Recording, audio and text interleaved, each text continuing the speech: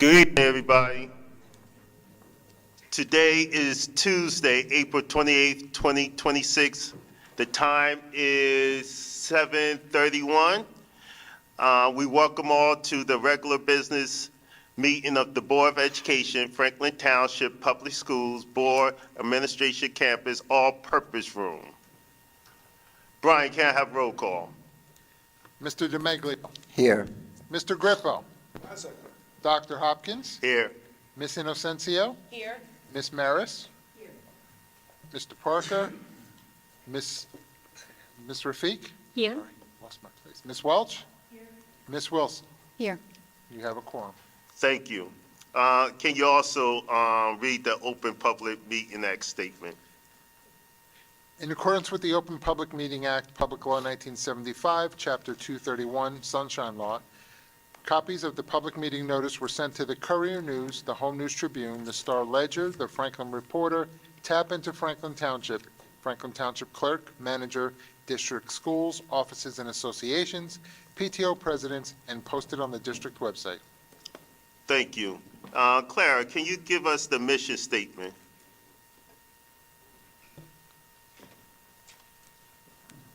Franklin Township Public Schools embraces its diversity, fosters excellent educational innovation, and empowers all students to achieve their highest potential. Thank you. Can I have a motion to action to adopt the agenda? Second. So moved.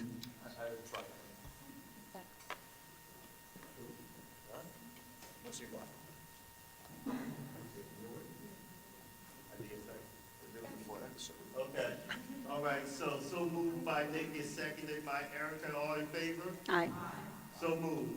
All right, we're going to move on to the student report. My name is Aileen, and I am one of the Student Government BOA liaisons. And my partner, Emily, who won't be attending today, is also one of the Student Government BOA liaisons. Here are some of the things going on at FHS.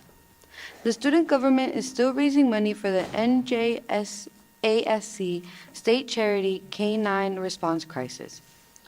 The FHS Model Congress program was very successful at this year's Rutgers Model Congress, which was on April 9th to 12th. Several students won various forms of honor. Join us for the first FHS Wario 5K Run and Walk on Saturday, May 9th. Friends and families are welcome to take part of this community building event. Concessions will be available and prizes will be awarded to the top 3 finishers. Students taking AP exams this upcoming month are invited to attend our De-Stress before the AP test session after school this Wednesday and Thursday from 2:30 to 4 p.m. in room B101. There will be snacks, test-taking tips, and decompression activities to put your mind at ease before the big test. Monday 18th to 22nd is Vaping Prevention Week. Throughout the week, FHS will learn facts, test their knowledge, and participate in activities to help end the vaping crisis. FHS has upcoming events including the Spring Band Concert on April 29th at 7 p.m., the Spring Orchestra Concert on May 5th at 7 p.m., and the Spring Guitar Concert on May 7th at 7 p.m. The FHS CTE Company Dance Concert on May 16th at 7 p.m., and the FHS Dance Concert on May 22nd at 7 p.m. Come out and support the arts. Thank you. Before we move on, I was so excited. I wanted you to get your report out the way so you could go do some homework, get ready for the finals. But we're going to do the Pledge of Allegiance. And since I'm going to lead it. Pledge allegiance to the flag, to the United States of America, and to the republic for which it stands, one nation, under God, indivisible, with liberty and justice for all.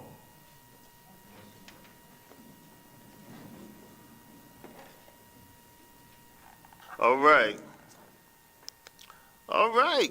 it's showtime. We're going to pass it on to Dr. Rivali and his team for the 2026-2027 budget. Thank you, sir. Good evening, everybody. So Mr. Freed and I will go through this. I just want to, this is a little different protocol than last month, if you were here on last month. So what happens, that was the preliminary budget.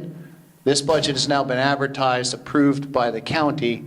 This now becomes the final budget for presentation for the board to consider this evening. So how the hearing works is a little bit different than how the preliminary budget presentation works. How the hearing works is we'll go through the presentation, we'll call for questions from the board, we, Mr. Freed and I, School Business Administrator and I, will answer board questions and or hear their comments. We'll go back to our seat, and then the president will call for comments from the public, at which point you would come to the podium like you would do during a public comment part to ask questions, make comments, or choose whatever you want to do. That's 3 minutes, and then you'll go back to your seat, and when it's all done, the board, either myself or the board or somebody, depending on who the president selects, will answer your questions and or respond to your comments, okay? So I just wanted to make sure everybody knew the protocol. With that said, I'll get going. It's a little bit of a lengthy presentation, but I promise not to take that long. Some of this information was reviewed. It's been in the newspaper. So I'll try and breeze through some of that, but there's some really important slides here that I want to make sure we get through on the deck. First off, public hearing, April 28, 2026. This is for next school year's budget, which would begin July 1, 2026. School year running July 1 to June 30th. This is our Board of Education members. The asterisk denotes who is on the Finance Committee. So the chair of the Finance Committee has the double asterisk, and that's Mr. Parker, who is also a Board of Education member and a chair of the Finance Committee of the board.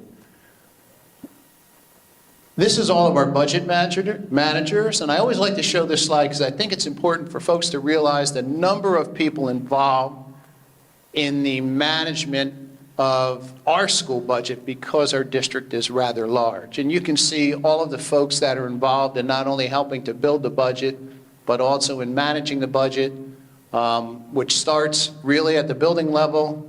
In the middle, the principals, works out through the central office folks in both directions. So there's about 40 some odd folks that are involved in not only building the budget, but the daily execution of the budget. Tonight's meeting, we have 4 real goals. The first goal is to approve or review the previously approved budget goals. That's something I'm going to go through quickly because we've hyperlinked those. This presentation will be online when we're done, by the way, so that this way you can go back to it, refer to it, and you can click on the hyperlinks and you'll be able to see all of the information that I reference, all the support information. We'll review estimated revenues and projected tax impact. That will be Mr. Freed's job, our school business administrator, who will do the second part of this presentation. We'll receive Board of Education comment first, public comment second, and then immediately following, the board would consider the 26-27 budget for a vote. The goals, I went through them last time. Most of you, some of you were here, and those who were not, you'll be able to read these for yourself. What's blue and hyperlinked, that is how the budget goals that were approved by the board back in the early fall, that's how the budget goals tie to the board goals. So the board has very specific goals. They're hyperlinked in that blue color, and these are the budget goals that guide the budget development process. Next, the board, as you know, has a board-approved strategic plan. Each plan has a goal area, or contained within the plan, there's a goal area. Each area here is hyperlinked so that you can also see the connection between what is considered a budget goal and how that connects with the board's strategic plan. Now, As you build the budget, building the budget with the 45 folks who are involved, or 43, whatever the exact count is there, that are responsible for helping to build the budget, you have to overcome some obstacles. And some of the obstacles in our way this year were healthcare costs rising at unprecedented levels, as I had shared in the preliminary budget. I believe the state health benefit plan went up in the neighborhood of about 30%. We're obviously very similar to that. So that makes building the budget very challenging with a tax levy increase at our current level. An increase in salaries greater than 2%. Categorical aid, which is a form of state aid given to school districts to fund specific categories or specific areas: transportation, safety, and special ed. Those are the three categories, and that's where we do receive some state aid. Unfortunately, it doesn't come close to fully funding those areas, but it does help. An increase of approximately 7% in our estimated charter school tuition, which obviously is a significant amount here. We have about 1,200 kids or so in a charter school. It costs us over $20 million, and that comes out of our general operating budget. Unfortunately, money doesn't necessarily follow the kids, and what I mean by that is the state considers a certain per pupil amount. They multiply that by the number of students with the idea that the money is following the kids, and you'd be able to reduce costs in an equal amount, but of course that doesn't necessarily work because we're a very large district. So if you take 1,000 kids out of a district this size, especially when a majority of them are from the elementary level, what happens is they're coming from 7 different campuses. So you're having very little impact on the operations of those campuses. The lights are going on, the electricity is still running, the heat is running, the air conditioning is going, and the classrooms are there, the teachers are there, because you're pulling few kids out over a large geographical area. So it's not dollar for dollar in savings. There is some savings, don't get me wrong, but it's certainly not dollar for dollar. And then Mr. Freed will likely mention this. There's a decrease in $4 million in revenues from us not using reserves over the last few years in order to shoulder some of the burden so that the tax levy didn't need to absorb the burden. What we chose to do, what the board chose to do, was to take some money out of the bank in order to balance the budget rather than push that toward tax levy.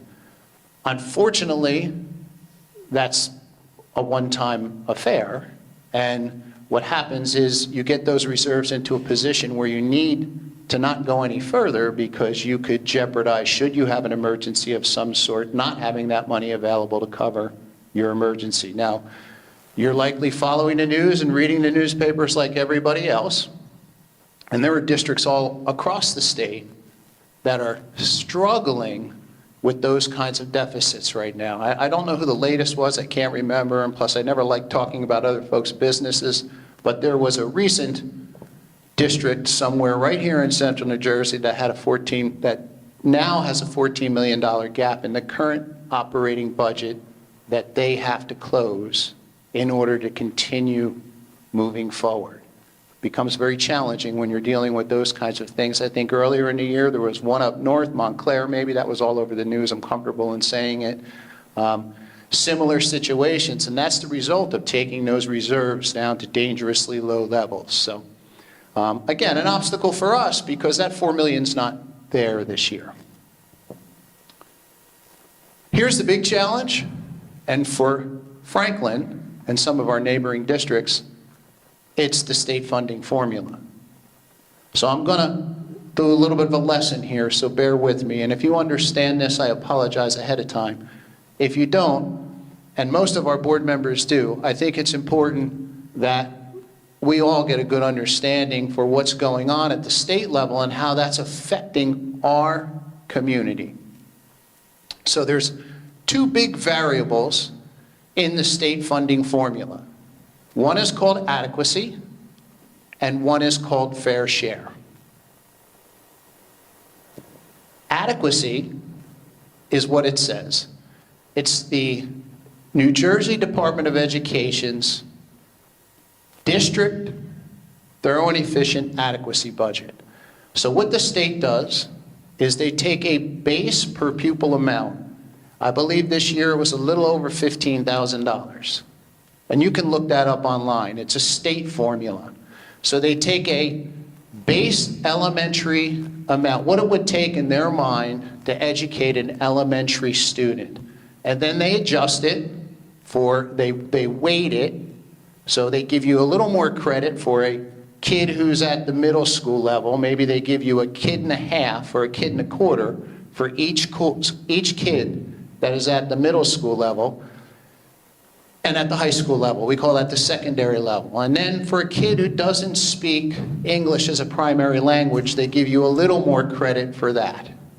And for special ed kids, they use a larger number of somewhere around 24,000 and give you a universal calculation for what they believe it costs to educate kids to meet the New Jersey standards. You all know we operate on standards. They call this core funding for math, science, English, all the subjects that we all took.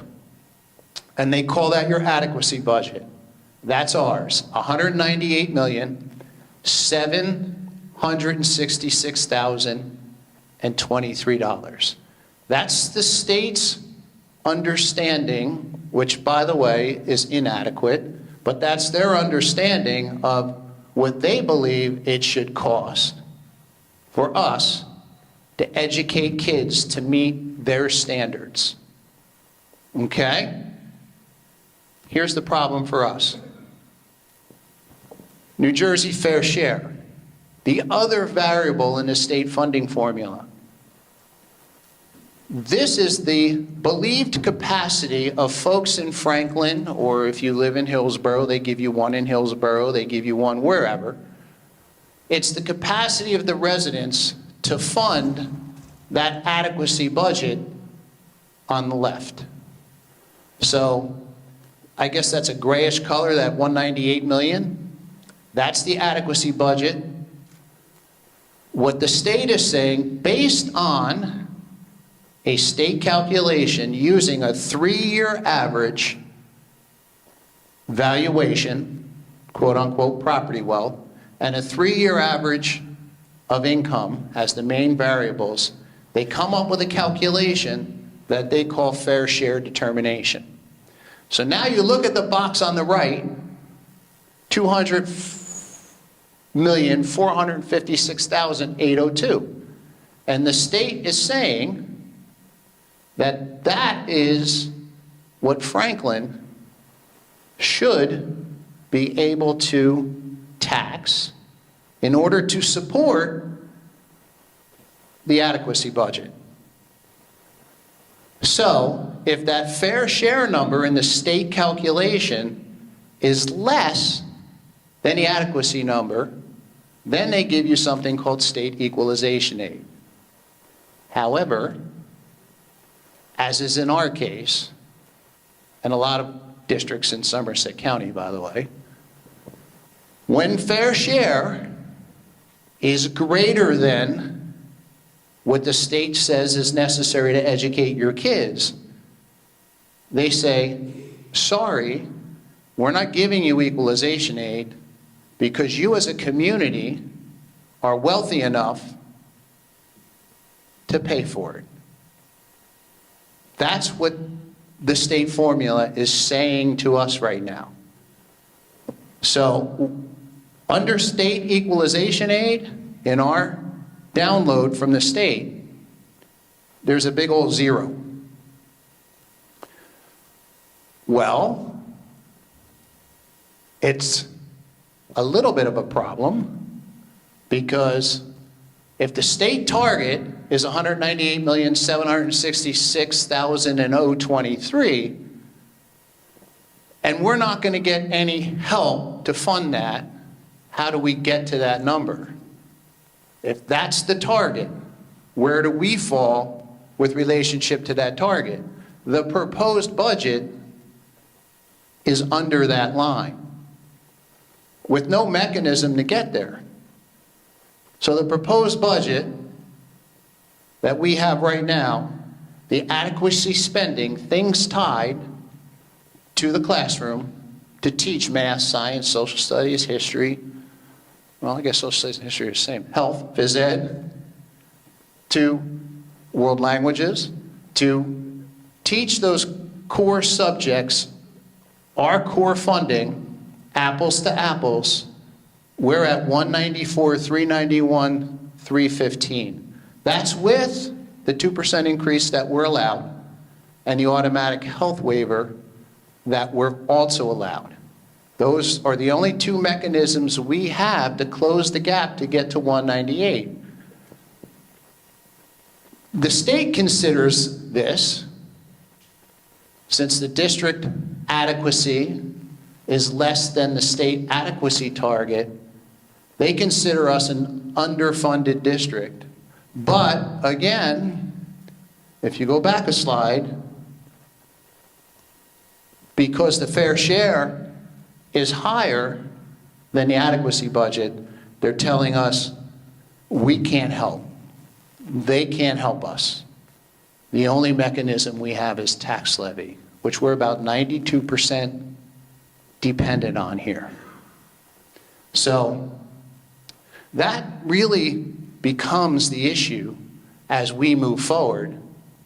And in years past, now this is the new formula, and it's only a few years old. 2018, Steve, somewhere in that neighborhood, I think. Don't quote me on that, but it's in more recent years.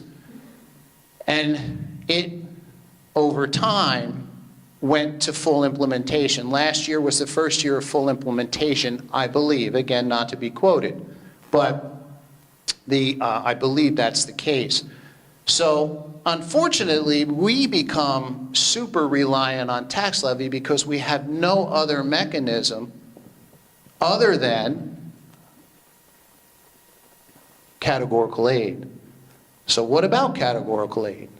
We got an addition, we netted, and you're going to hear this from Steve, we netted an additional $400,000 in categorical aid.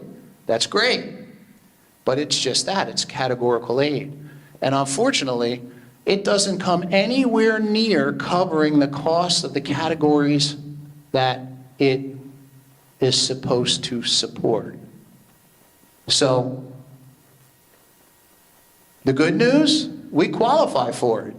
We get special ed aid, we get transportation aid, and we get safety aid. That's the great news.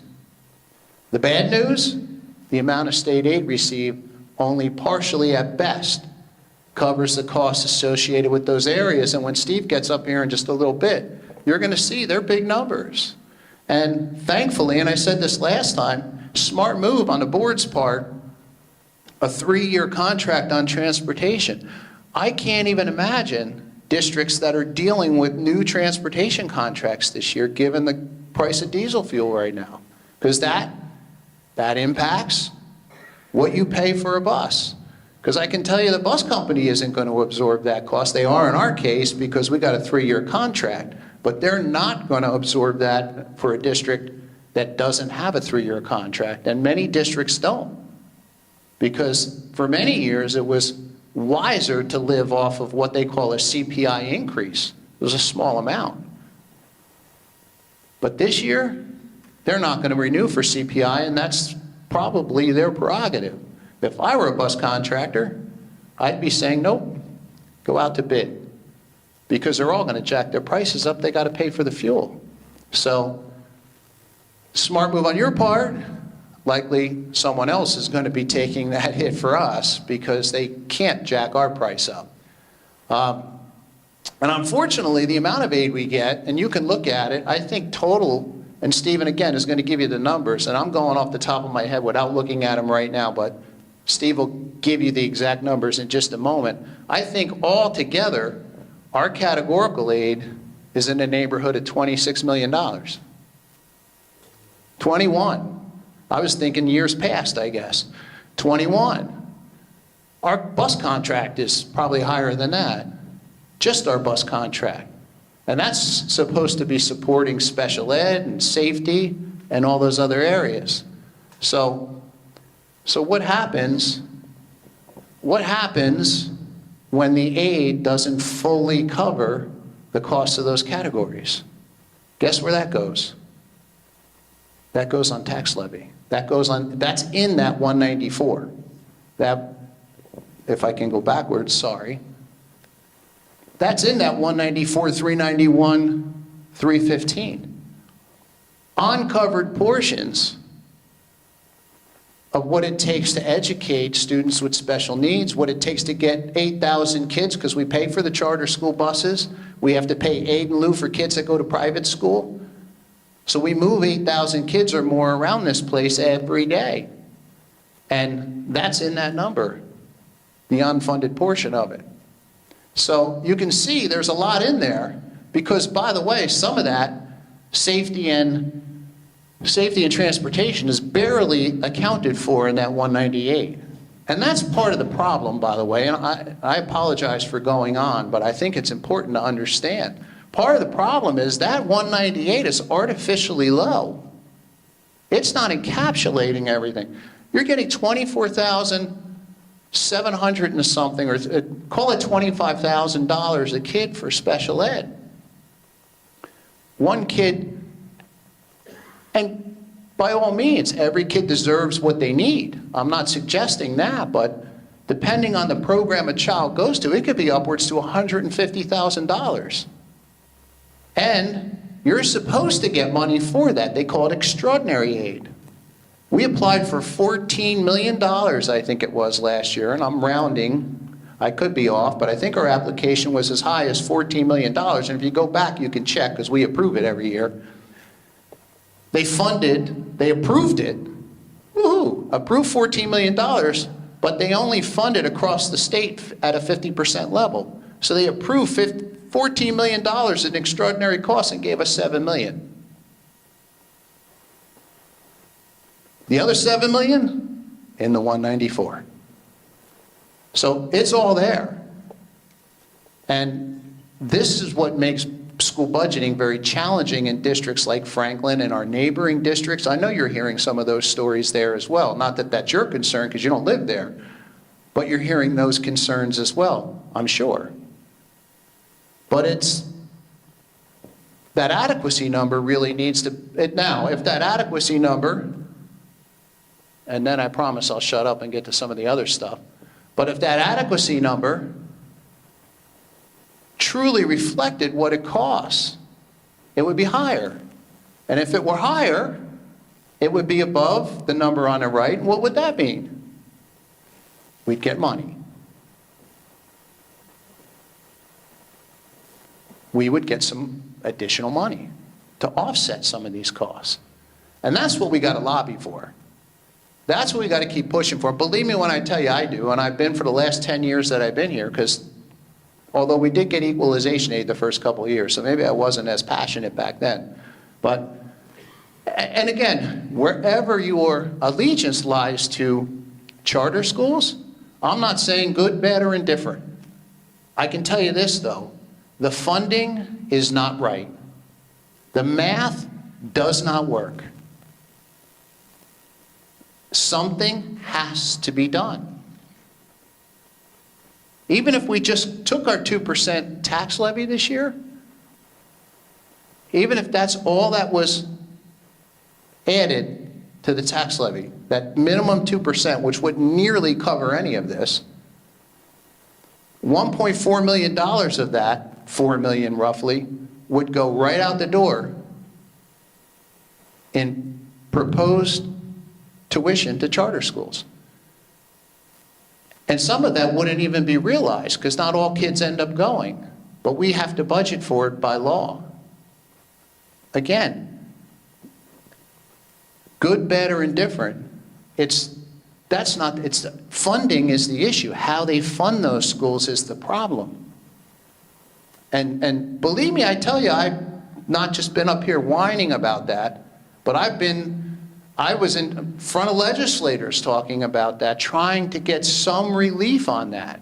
And even if they don't change the formula, we asked and proposed ideas, and our local assemblyman put the bill forward to at least give us a savings account so that we could responsibly put money away so that we could avoid the dips and, you know, the big hills. Because anybody knows, any corporation, any organization, any business, big or small, the last thing you want is ups and downs.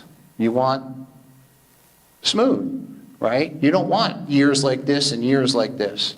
So that's the biggest issue here, is this formula that is now negatively impacting us and putting a 92% pressure on the tax levy.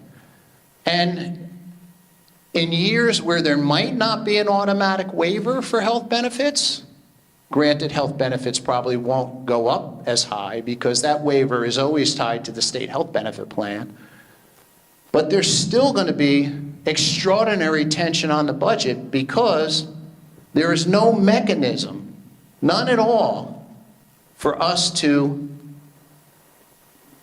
get to where we should be according to the state. There's no mechanism in this place. In other places there is, called equalization aid. Here, no. So that's the biggest issue. But with that said, what does the $194 million that we do have, or we are proposing anyway, what does that cover?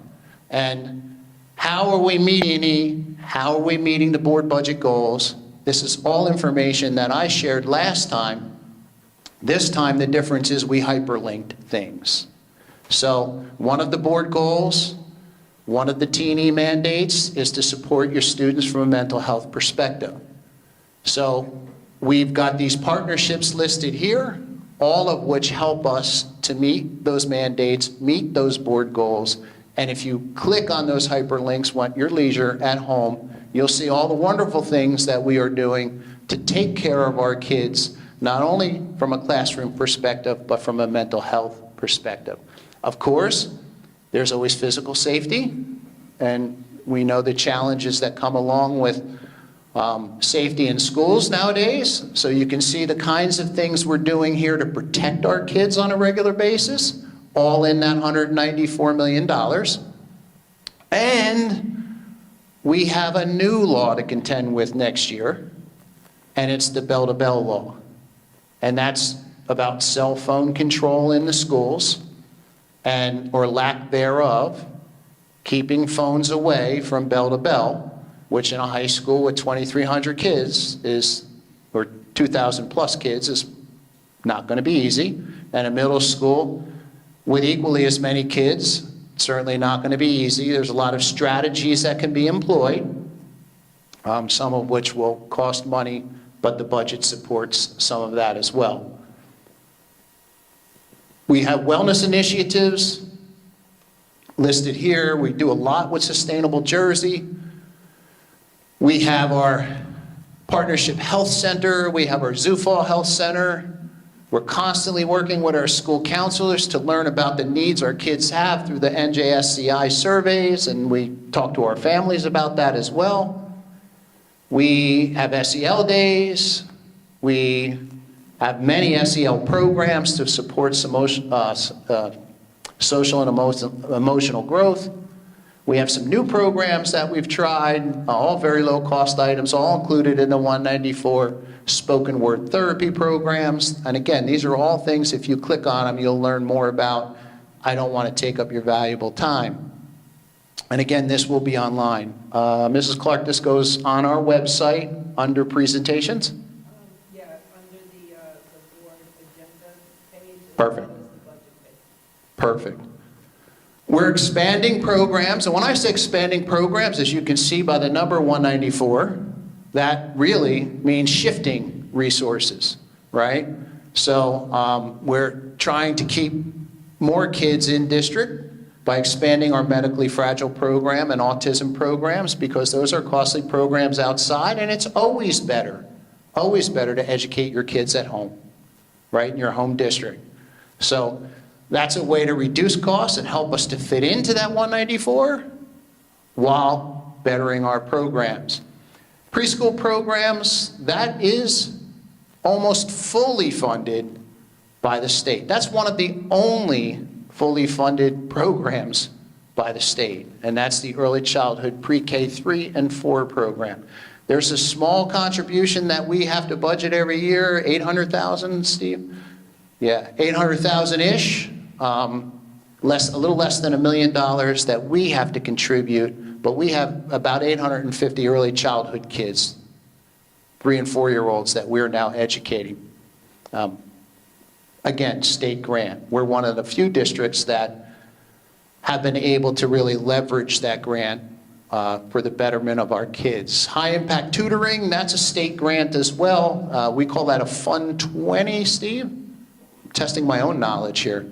We call that a Fund 20, which means it comes directly into a fund separate from that 194 and goes right out the door on those programs, but can only be used for those kinds of programs. We actually have done very well with high impact tutoring. You know, some of our students have some pretty significant needs, and high impact tutoring is a research-based program promoted by the state that we've seen significant results with. So we're very proud of the growth, and actually, if you listen to the governor mentioned us in her address as being a school that has implemented that with fidelity and seen some good results. We're going to continue the expansion of our bilingual programming. We have a growing population, a growing bilingual population, and of course, that takes resources. So we have to meet their needs, and we're mimicking that program. We have one at PGM, and now we're having a mimic program to that at the other end of town here, CES. Depth and complexity frameworks, you can Google that. That really is kind of grown out of our gifted and talented program, and we're starting to spread that out a little bit. We got a couple of new initiatives, and again, very little impact, and all included in the 194, the Warrior and Walnut. So 125 out of 125,000 out of reserve going to Warrior Next Tech Academy to help develop that program. But other than that, it's all part of the already operating 194. It's not new money, it's a shifting of money, because those 75 kids would have been going to the elementary school anyway. So it's our effort to kind of build our own, I don't want to say charter school, but our own academy within our larger population, therefore meeting the needs of the kids who want to study in that area, as keeping them in-house and hopefully providing some good partnership opportunities with companies like SHI, who we've been working closely with. And the same is true with cosmetology. That's a shifting of funds. We were already sending to RVCC for a manufacturing program that our kids aren't seeing quite the same level of benefit that we had anticipated we thought they would see. And there's a large calling for this program, and rather than spend our money in tuition at RVCC or the vocational school, we've instead mimicked what they do, saving on the transportation and providing more seats to our kids at what we hope will become a more reasonable cost. And we integrated our JROTC program, again, another opportunity for our special needs kids that they didn't have before. And again, the more things we can do to meet their needs in district, the better off we are. All those numbers mentioned before. Goal 2, this is our professional development goal. We're doing more with United PD Pathways. That means using our teachers and their expertise to work with our more novice teachers so that we get professional development from our own folks. A little more economical way. We've got some really talented folks, and we're very excited about that. And Dr. Dan here did a great job with that with his team of folks last year, and I anticipate as they continue to grow, it'll become even stronger. Orton Gillingham training, I encourage you to click on that. A majority of our teachers are trained. It's a high-level reading professional development program that we are part of and believe deeply in. And not only that, we were a little ahead of the curve because the state is now pushing that kind of science of reading approach to teaching reading, and we're there already. Problem-based learning, again, all part of our Next Tech Academy, and Intel is involved with that. And then, of course, we have certain responsibilities to continue to train our teachers in all disciplines and in different kinds of subject matter to meet personnel type requirements, and also to meet disciplinary requirements, meaning how to teach your discipline. New partnerships, these are no-cost items, but I think they're important to mention. SHI, who is a local technology group, huge international technology group, I should say, who happens to be home-based here locally. We're working very closely with them in more recent months to do some fabulous things to really turn the corner on strategies in that problem-based learning area and prepare our kids for life after school in the tech world. Partnerships with Intel, and of course the cosmetology course I already mentioned. Again, all in that 194 that we were talking about for the most part.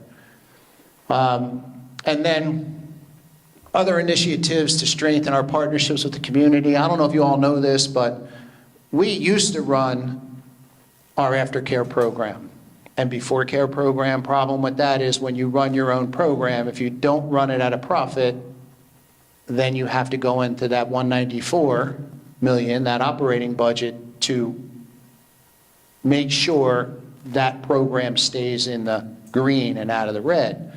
Well, very expensive ordeal. Some years ago, we switched, got into a good partnership with Greater Somerset YMCA. They use our facility, we pay them nothing, they collect tuition, and they run the whole program. No strain on the operating budget, one of the best things we did, and they do a phenomenal job, by the way. Alpha Kelpa Alphas, I can never say that, AKA sorority, they're great. Franklin Food Bank, they're great. They help us to support the needs of our students. You know, we have a lot of students that need that type of support, and the food bank does a great job supporting that. Food insecurity is a big thing. It's a big thing here. It's a big thing all over. So can't learn if you're hungry. So those are kinds of things we do with them. Sioux Fall Health, Integrity Partnership Health. Again, you heard all about that a few slides ago. A couple sustainability initiatives where we've initiated an ESIP project, planning on evaluating and looking at where we might be able to save money and use that savings to improve equipment without having to use tax levy to do that. Continued teacher and school level support of the Sustainable New Jersey initiatives, and you might have saw some of the newspaper coverage on the most recent initiative at the high school that happened this past weekend, which was kind of cool. Personnel changes. This is not new personnel, this is personnel changes. Meaning it's a shifting of money. So we're not adding money. What we're doing is, for example, 5 special ed teachers to build our in-house programs. What does building your in-house program do? It keeps kids closer to home. Number one, educates them where they deserve to be educated in your district, saves you on the transportation costs, and saves you on the tuition costs. So it's a win-win. Win for the child, win for the district. So shifting of monies, clinical mental health counselors, immersion lab teacher.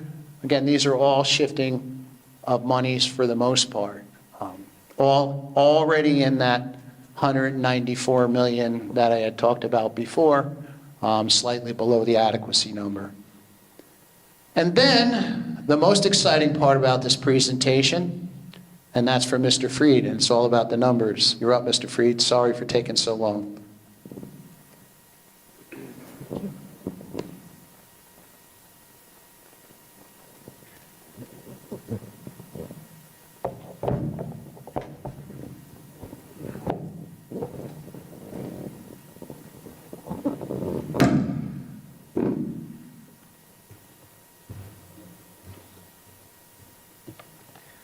Good evening, folks. Stephen Freed, School Business Administrator. I am going to run through the numbers with you, the revenues and appropriations.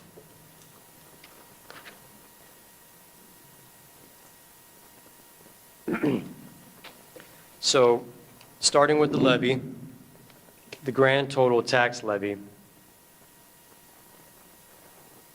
The grand total tax levy, the number that Dr. Ravalli was referencing, $194,391,315.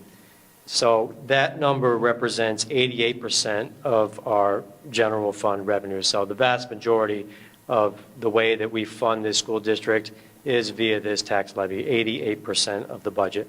So that's made up of the 183,074,681, which is the current year budget inflated by 2%.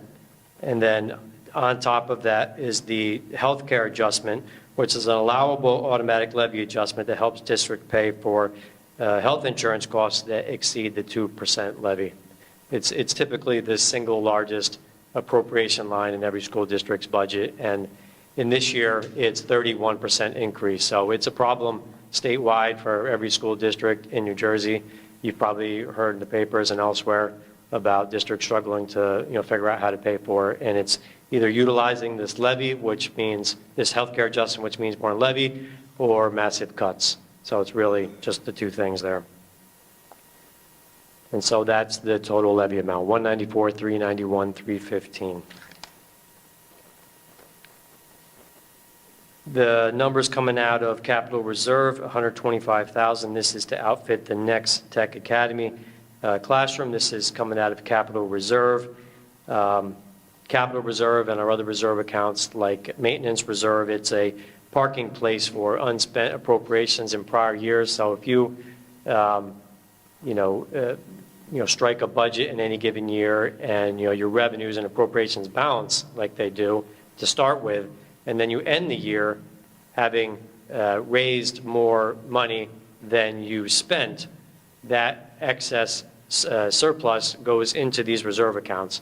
And there's a whole cascading calculation that the auditors calculate about where that money can go. It starts in unassigned, and then it goes into maintenance reserve, capital reserve if you want to put it there, or budgeted surplus that you can use as a revenue stream.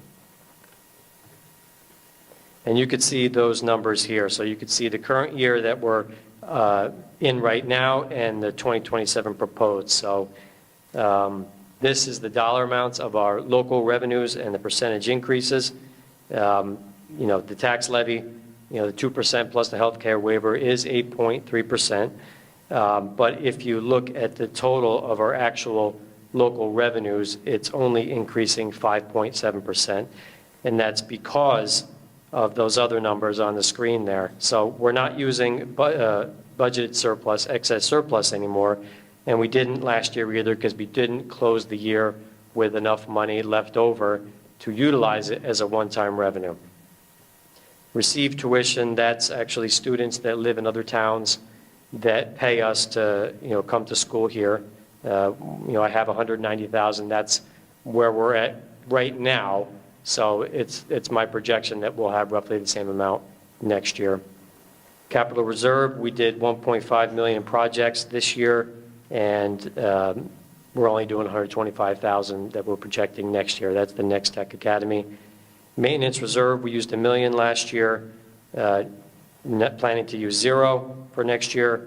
Unassigned surplus, we used 1.7 million, and we're planning to use $0. So the unassigned surplus is the one that you don't often go to. That represents 2% of your total expenditures, and it's kind of like your catch-all unassigned, really. It's not specifically for capital or for maintenance, and you can use it to balance a budget. But in any year that you have excess surplus, like I was explaining, that has to be refunded first before you could use it as a revenue stream. And that's why you see zeros in the fund balance and in maintenance reserve, because we are in the process of refunding our unassigned surplus. We took 1.7 million this year, and we took 1 million the year before that. And that was because we had to balance the budget.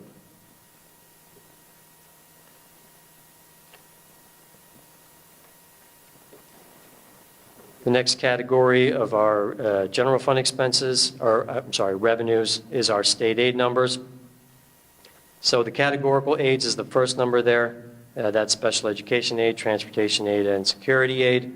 The categorical aids went up $970,000, but at the same time they awarded that increase, they took away our one-time tax levy incentive aid of $527,000, so our net increase was $443,000. Extraordinary aid, this is aid that's used to support our added district tuitions, and I increased our projection by $550,000 because the most recent grant award for extraordinary aid was $3.3 million. So we have reason to believe that, yeah. Yep. So 3.3. And that is with a projection that they're only going to give us half of what we applied for. Again, of course, we never know, but it's typically around 50-ish%, 50, 51, 52%. But in talking with Special Services Department, who develops that spreadsheet and that application, it's reasonable to think that we'll, again, get 3.3. So, you know, that's good. It increases our projection, 550,000. The semi-aid, this number is actually provided to us by the county office. They tell us what to put. We project that we're going to exceed this amount, but they tell us to budget 154,000. And this is a reimbursement for health services provided to Medicaid eligible students. So the total aid revenue, $24,910,677, increase of 4.5%. So total general fund revenues, $220,518,992, increasing by 5.57%. The other funds, as part of our operating fund, are the special revenue and debt service fund. Special revenue fund is basically our grant fund. It's made up primarily of our title funds, our IDEA funds, and our PEA funds, preschool education aid, also called PEA, and also our local grants and donations to a lesser extent. Standard practice is to budget these grants at 85% of your current year allocation. So you would typically see a reduction of 15% on this line, but we did get some extra money for PEA of $400,000. So the net of all that was a decrease of $689,622, or a decrease of 3.6%. And the debt service fund, this is Fund 40. This is all based off an amortization schedule that is projected out, quite a ways, because this is our bond principal and interest payments, and you just take the numbers right off the schedule, and this is your payment for the next budget year. For a grand total of $246,584,575, which is an increase overall in our operating budget of 4.59%. And just for reference, this number in the prior year, when I was doing this presentation, was 6.93%. So this increase of 4.59 is still less than last year's increase. So this is a slide that we didn't present at the preliminary budget, although there are no changes from our preliminary budget. We didn't present the breakdown of these major categories where we take the entire budget and we try to squeeze it into different buckets that are presentable to the public. You'll see some modest increases and decreases across these lines. With the exception of a few there, you'll see employee benefits, and this is medical, prescription, dental, and vision, et cetera, is increasing $13.2 million. So just for reference, the 2% levy, if we were handcuffed and had to only increase our levy 2%, that amounts to $3.5 million.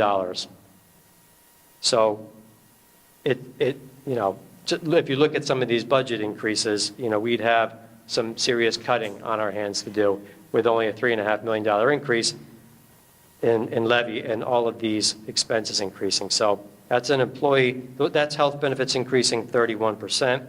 Charter school tuitions, that's $1.5 million right there, 7% increase. And there's some, decreases on different lines from some things that we did last year that we're not going to plan to do next year, and such as like our capital outlay. And so, yeah, the total expense there, similar to the revenues, is 225,18,992, an increase of 11,634,058. And so the tax rate, now, as a reminder, the tax rate is calculated on a calendar year. The municipality is the ones who levy out the taxes, and they do their budget on a calendar year. So we have to, do some work on our end to present this out to you guys, because our budget's on a fiscal year from July to June. So each one of these calendar years encompasses one half of two different school years. So the current year, calendar year 2025, is actually the second half of fiscal year 25 and the first half of fiscal year 26. And the calendar year 2026 is the second half of FY 26 this school year, and the first half of 27, the one that we're building, that we're presenting right here. So in doing that, the tax levy number there on the calendar year basis, which won't tie back to any of my other tax levy numbers for the same reasons, is 193,717,670. The net valuation taxable is 17, I think there's $1 billion. That's the sum of all the ratables in Franklin Township. So you calculate that across the levy as it relates to the net valuation taxable of the entire township, and you get a tax rate of 1.11%. So it's an increase of 0.05%. And so to the average homeowner, the assessed value of the average home, this number comes from the tax assessor's office. And so, that's what you see here. It actually increased to the average home of $17,055. And in taking the average homeowner's valuation times the school tax rate, you have an annual tax impact on the average home of $6,393, or an increase of $481 annually. Also of note, last year, again, when I was doing this presentation, the increase to the average homeowner was $673. So a positive spin way of looking at it is that it's less of an increase as in last year. And hopefully we stay with that trend when we get through this climate that we have out there in the States of high inflation and high costs. And that concludes my presentation. Sir? So just a reminder. How it works now is we're going to turn to you, Dr. Hopkins, and ask for questions from the board, and then we will sit down, and then there'll be a 3-minute public comment period for folks to come up to the mic and go from there. But we're on you. All right. Don't run away from me, Mr. Freed. You got to stay up here and get questions from the board, my friend. All right, thank you for, I'm going to say my last thank you at the end, but I'm going to save the Finance Committee for last. But anyway, Clara, do you have any comments or questions on this budget? I do not.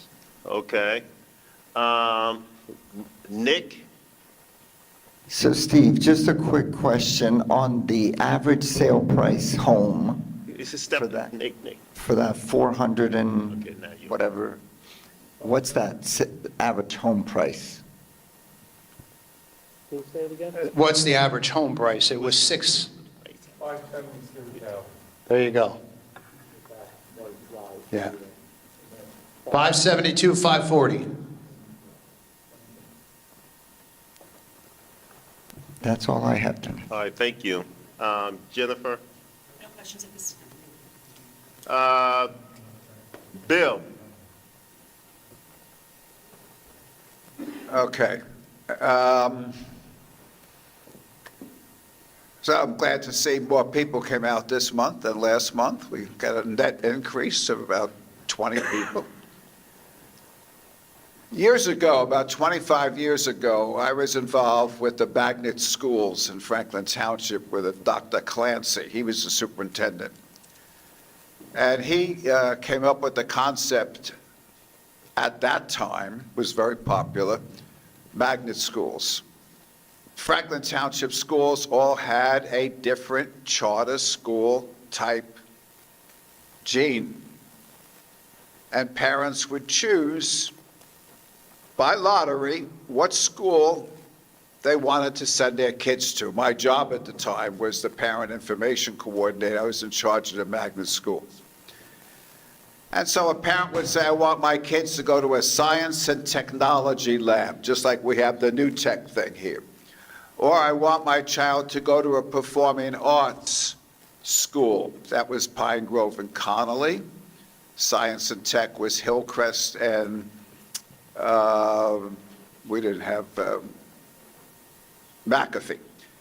And then there was the international school. That was Franklin Park, where kids would wear a uniform or learn different international cultures. And there was a great increase in interest, and people would talk about it. I heard Dr. Logren recently talk about tell the story. We need to tell our story.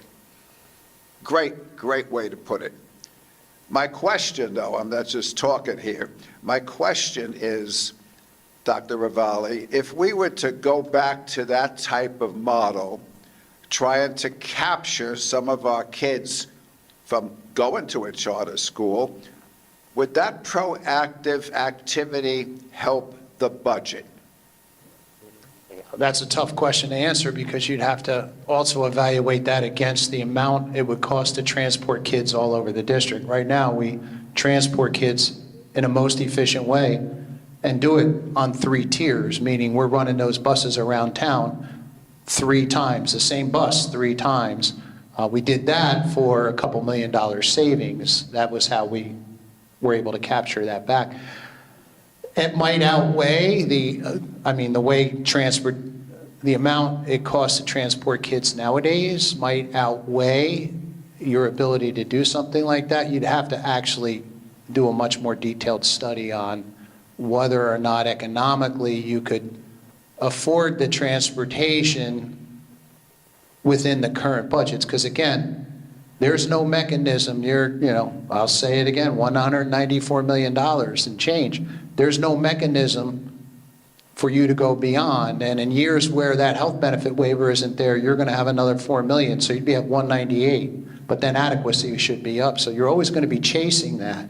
So the short answer is I don't know that economically it would work. Well, 2 things. If we brought back many of the kids that are not coming to our school, that would increase our revenue, correct? That would decrease our expense. Expense. That's an expense. That's an expense. That decrease. It wouldn't decrease your revenue. It would decrease your expense. Which is similar. Well, it's the other side of the equation, but yes. Okay. To answer your question about the transportation, what we did with the charter schools is we split the session. So if you're in the arts program, and a matter of fact, we used the Villages Theater to do the arts program. Parents loved it. Their kids are on the stage. You might go to school from 8:30 to 10:30 for that program, and then the international program would start at 10:30. So they split the bus routes. I don't remember the details now. But all I know is that I guess my point is we as a district have to become more active, like Dr. Dan said, and tell the story. We have wonderful programs here. Just this week, I don't know where Caesar went, but our kids got all kinds of awards, and the Marquee Awards for Central New Jersey. And many of you saw it in the Heights. Anyway, I know I'm talking a lot, but I know what I'm talking about. The thing is that we need to bring some kids back, and I think that would help long-term. There's no other solution to this. You're basically saying the state has us captured, right? Parents and people are here tonight concerned about their taxes. We have to try to be more aggressive. That's just my comment. Thank you.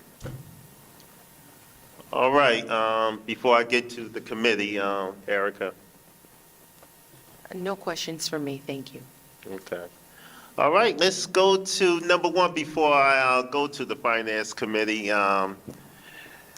The committee itself, just like with the administration staff, has spent months wrestling, going over line items, and many hours listening to Dr. Rivali, Mr. Free, to bring us where we at tonight. With that said, Mayor? To go over the policy? Any Oh, questions? no questions, sorry. No questions? Okay. Lori? I have no questions, but I want to thank you for the clarity of that presentation around adequacy, fair share. Those are complicated concepts, and I did really appreciate the explanation. Thank you. And lastly, to our chair of the finance who asked those hard questions. Thank you. So, for clarity, with the loss of federal subsidies and the fact that we know from a statewide perspective, we're not getting the same amount of support, that is a direct influence on our budget, is that correct? Yes. Okay. So then, what we're saying is that we're not getting as much as we could from the states when we talk about not being within adequacy, but then also the cost of transportation, safety, and special education. Well, I'm going to rephrase that a little bit because we're getting what we can.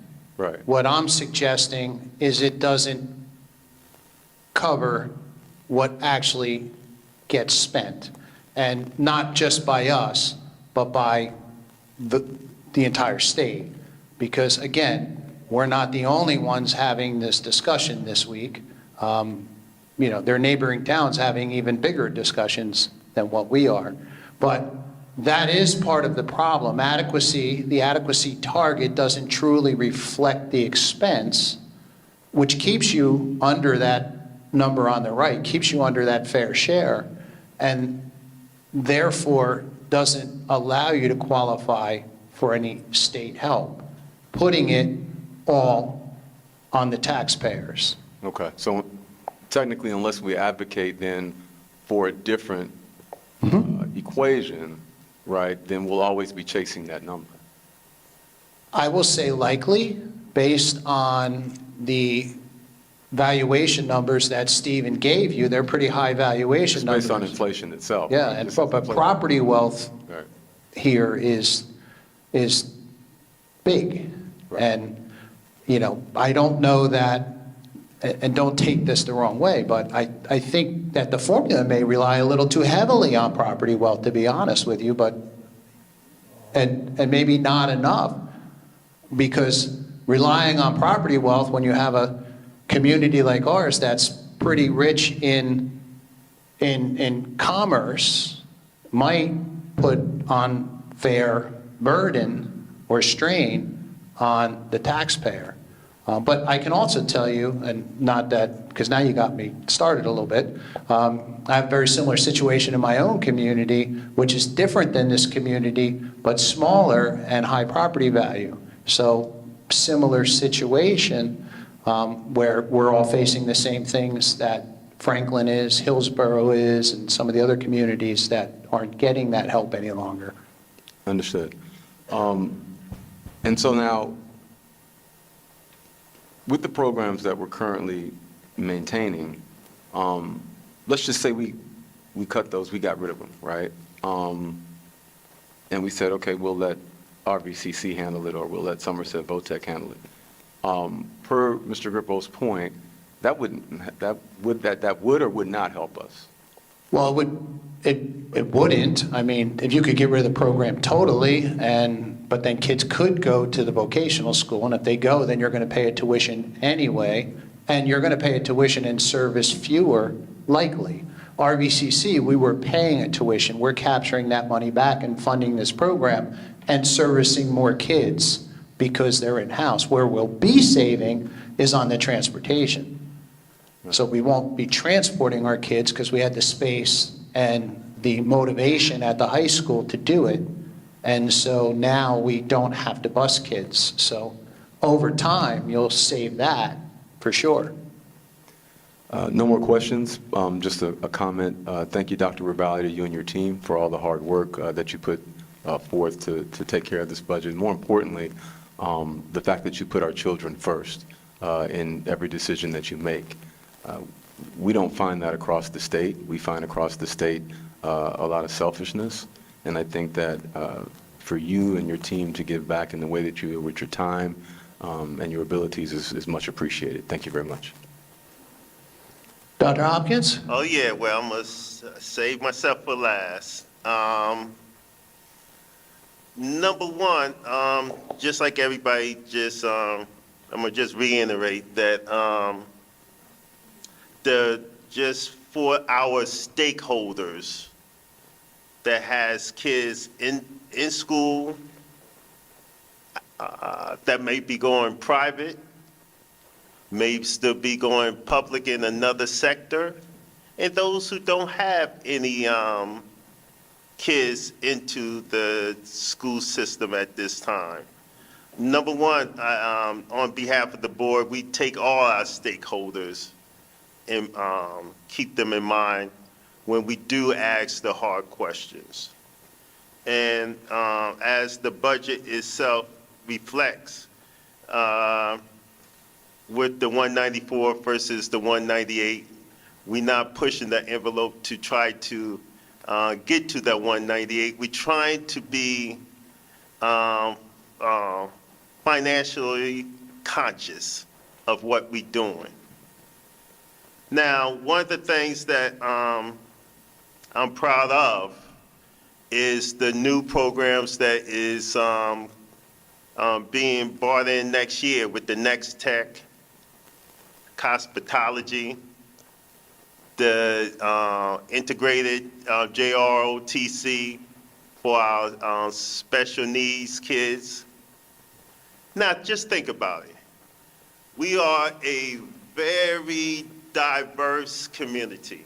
And one of the things I'm going to use, and everybody keep using the word now, and I guess he's going to stand on a pedestal for a while, tell the story, like Dr. Dan was saying. That we have kids that's going to graduate in June. They may go the military route. They may go academically. And also, they may go to the military route.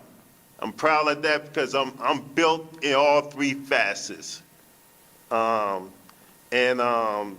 proud that the school and the district itself is touching upon all the kids, not in one arena.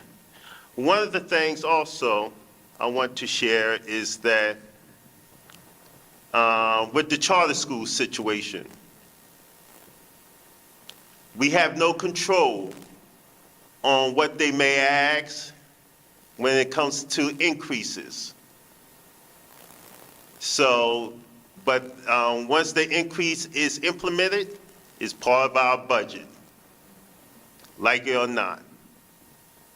But with that said, I want to thank all that was part of putting this budget together. Dr. Ravalli, this is your last one with us. And I know all the budgets that I had the opportunity in sitting with you, we may ask those hard questions, but you find a way to answer those. So we truly appreciate that.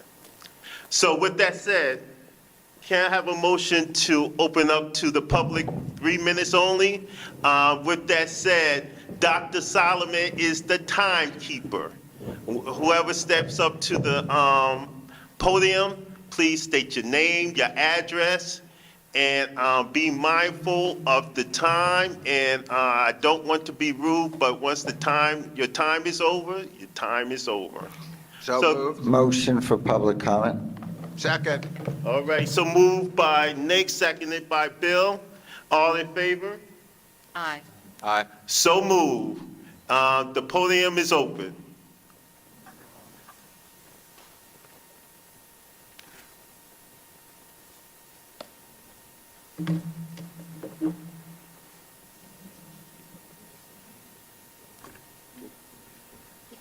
Yep, just say your name and your address, and then sign it. The report, we would sign it after. Thank you. Good evening. My name is Vicky Kwan. I live in 128 Grantham Drive. Since I only have 3 minutes, so I'll make it short and sweet. Like many parents, I care about the kids' education. And I want to share a few numbers to answer Bill's questions. From parents' perspective, we have charter school. Let's take CJCP for example. Number 1 charter school, 26 among 423 high school in New Jersey. And we have Franklin High. After 28% increase, our ranking of Franklin High dropped from 184 to 227 from 2024 to 2025. Yes, with fabulous program addition, spending doesn't mean the quality of education. If CJCP can educate their children with $15,000, why are we spending $32,000 on Franklin High School student, and then our school is dropping in ranking? Let's think about this. So I really appreciate superintendent's introduction and then also school admin about that, about all the explanations. So my question is this. Regarding healthcare, we can see that $13 million. What strategy have been explored to manage this rising cost? And what measurable savings have they produced so far? Can we, all teachers, buy insurance together? Do we have to go by district? Can we all do group discounting? Or how about some even very creative way? We cut the teacher's salary to minimum wages and give them tips, because tips will not be taxed. And then we can all move them to NJ Healthcare, NJ Family Care, and then save a lot on health insurance savings. No, I think this is very creative, but probably not applicable. But I just want to ask, what measures, what actions, have been taken to make sure, and then second, what cost control measure was seriously considered but not implemented? Why?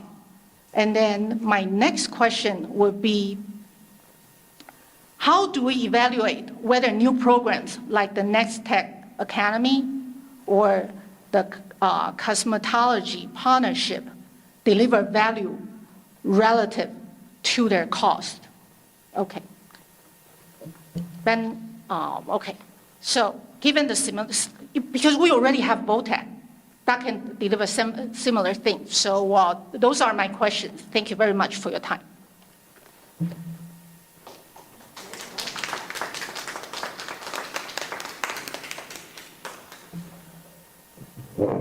My name is Martin Sabatar. I live at 728 New Brunswick Road, Somerset, New Jersey. I have 2 questions for the board. One, on the agenda, there's a general warrants listed in your agenda item for $11 million, 500 and change. Can you explain what the breakdown is for that? And also, I'd like to know, according to your nice budget, why are we chasing after what the state tells us we need? Why can't we be more efficient? Why can't we run a more efficient school system and actually be lower instead of chasing after a number that the state generates? I mean, I worked in the private sector for 40-some years. It's all about efficiency. if you're chasing after a new budget, a higher budget, higher budget, higher budget, where's the conservative to the cost? That's all I have to say. Thank you.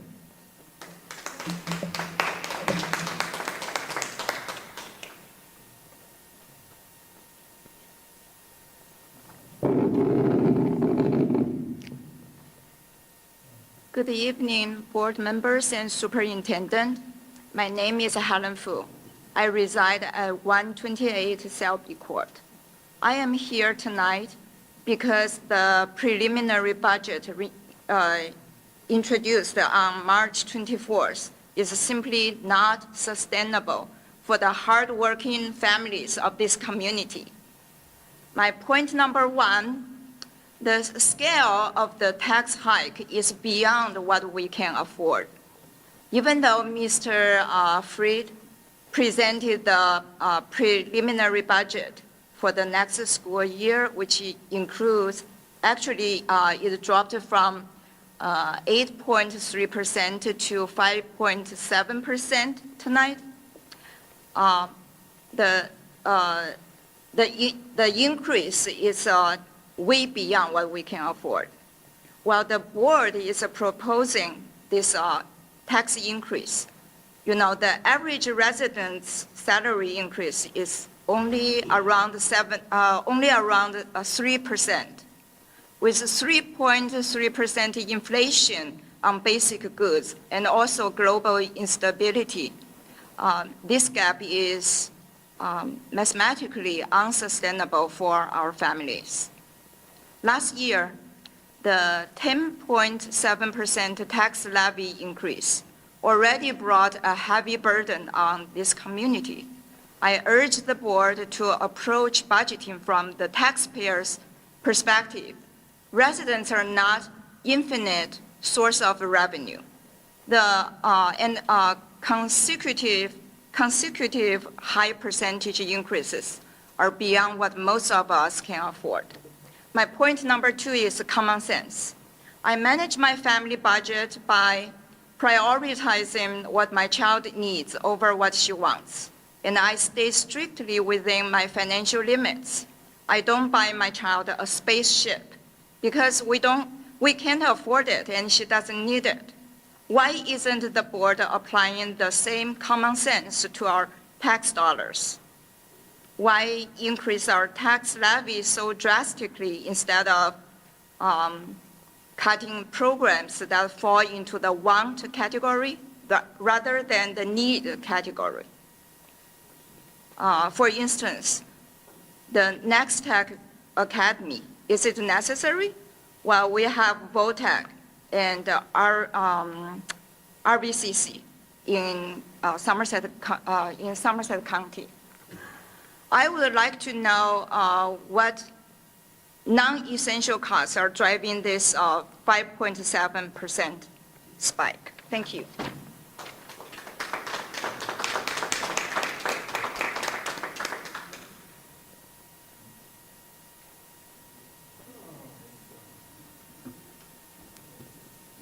Mr. President, seeing no one coming forward, oh, we got one. Okay, very good.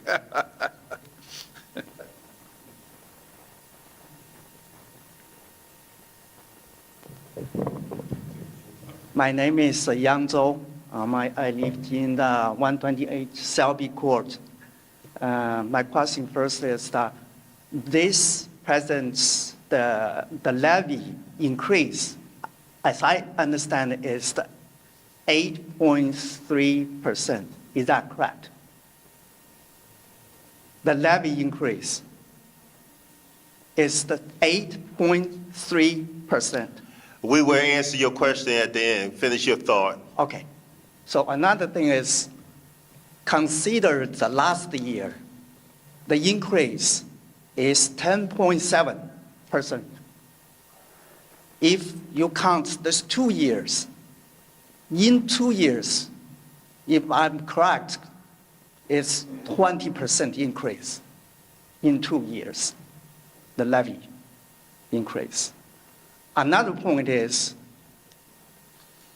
our house value increase.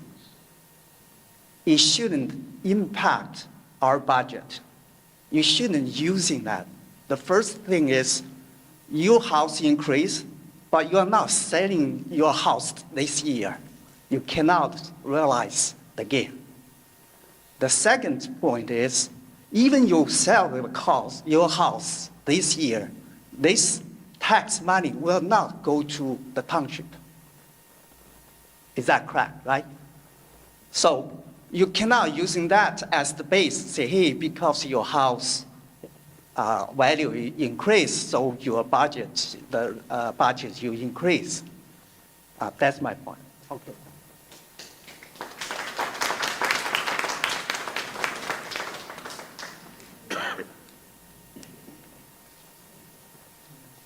I wasn't going to say anything. I come to these meetings, Karen Alifano, 334 Girard Avenue. That's my 4th address in 08873. I've lived here, I don't know, 20 years or so, an apartment, couple of houses. I'm renting now.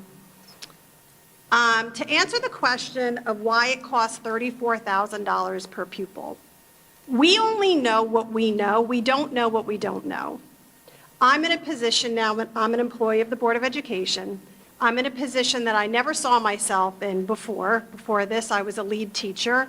I'm a paraprofessional in the medically fragile program. And boy, was I excited when it said expansion of medically fragile. Medically fragile is a very expensive program. We have one-on-one paras. We have private nurses. We have students with seizures and G-tubes and all kinds of syndromes. We have speech, OT, PT, all kinds of specialists coming in and out constantly. But do you know what the savings is to having that medically fragile program in-house? We're probably, what, 1 of 5 in the whole state that does that? Because if we bust those 5 kids out of my classroom to those specialized schools, it would cost even more money in tuition, in transportation. So again, I'm only speaking on what I know, and that's what I do for a living. So I want to thank you personally for saying that you're going to expand medically fragile. So what it costs to educate my personal child is probably about $100,000, because she does get a one-on-one. That's me. You're paying for my salary and my benefits. You're paying for special ed transportation. You're paying for a bus para. And again, it sounds like a lot of money, and it is, but it's even more if you go out of district. So that's why, just one example of why it does cost more. Do they have a medically fragile at the charter schools, number 26 in the state? They do not, but we have it here in Franklin. I'm going to hold the rest of my thoughts. But that just gives you, again, a little bit of education. You don't know what you don't know. And we, unfortunately, have no other outlet to complain. Gas prices, grocery, our water bills are going up, our electricity. My PSE and G bill had me in layers and layers this winter because I didn't want to put that thermostat above 63. I get it. This is finally an outlet for us to say, enough is enough, New Jersey, we can't afford this anymore. But how much can they do up here with the budget? A lot of it is out of their control. Thank you.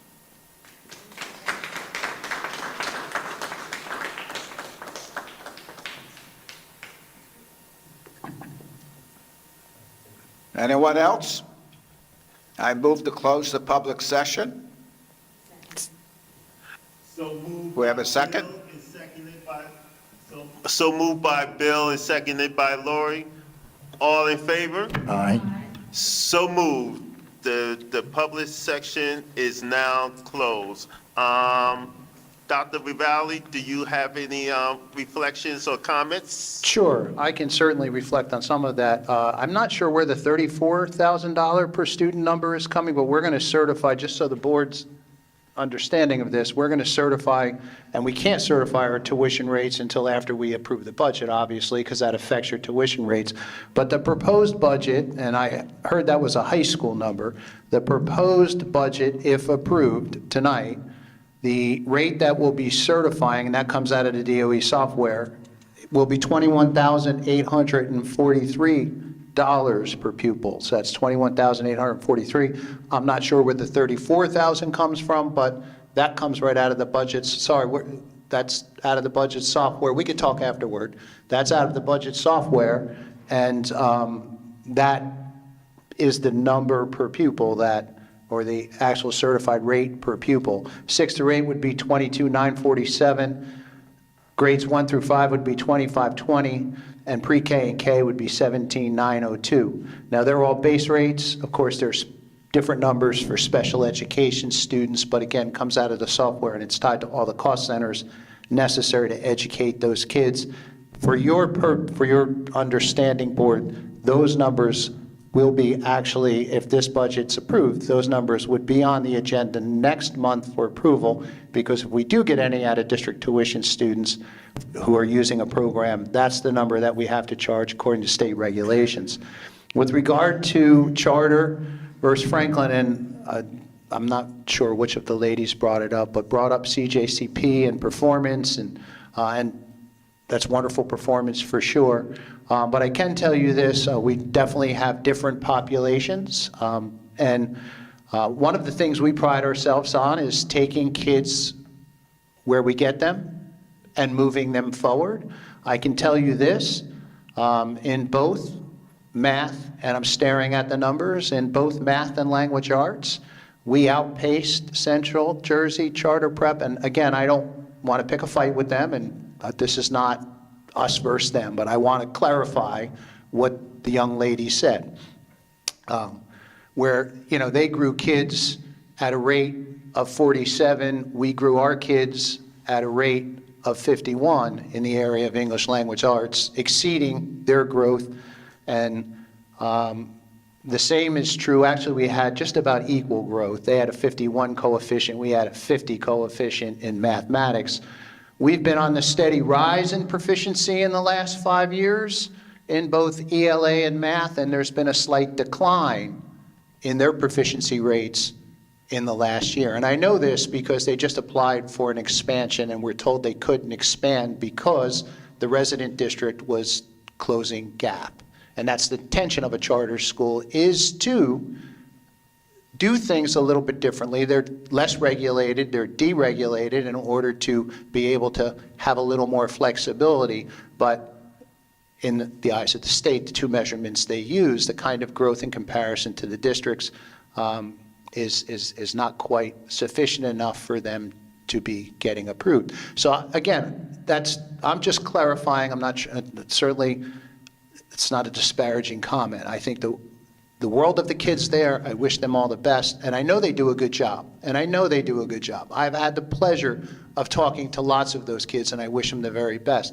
But I do, from a factual perspective, want folks to understand, as we continue to increase our performance, they're not quite getting that same growth. And in fact, our kids are outgrowing them in the state's measurement. But I have to go beyond that, and I apologize, but I always take some notes when people are talking. I think it's important to highlight that, especially in a district like ours, where we have a much higher than average rate of students with special needs. We have a much higher than average rate of bilingual and ESL students, and by the way, charter schools have a very small one.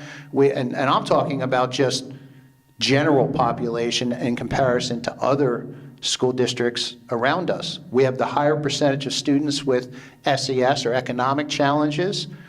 We have been noted as one, if not the second most diverse school district in New Jersey. So you really just can't look at proficiency, because we get students that have much greater challenges than most places have. But with that, we do put a huge emphasis, and I know that we've got some teachers here, and they do a remarkable job with the kids, given what readiness some of our kids come to school with, which is the whole intention of our preschool program. So our emphasis on growth is really to take that kid from a start point, put a rigorous learning program in front of them, and move them forward. And the data bears it, because the kids are moving. We're doing our job when kids are learning, and that's what's happening here. And it's a result of the programs that we offer. And you can't do that in isolation. Our kids need lots of supports, and our kids deserve those supports. And as a result, we have to provide those supports in order to get the kind of movement that we get. So I know it's unfortunate, and unfortunately, based on that formula, it all falls on you folks here, because there's no other mechanism to support those programs as of today. So, and we are proud of our partnerships, and we are proud to take care of the health needs of our kids, because many of our kids wouldn't get it otherwise. Many of our kids wouldn't get the care that they need to come to school. And then chronic absenteeism would be a problem, and we wouldn't get that growth. One thing we learned in COVID, the teacher needs to be in front of kids for kids to learn. And if kids are home, they're not learning. So that's the charter versus Franklin, if you will. Evaluation of programs, constantly. And that's where a lot of the money comes for these other programs. When we find a program is not effective, we don't continue it. That would be not the responsible thing to do, and it would be, quite frankly, anti-education. If a program's not working, we move on. Dr. Dan's shaking his head because that's his sole existence. He and his supervisors and our teachers work together, and they measure the success of our programs, and when they don't work, we shift gears. And you know what? Not all of our programs do work. And that's because the needs of our kids change. Our population changes.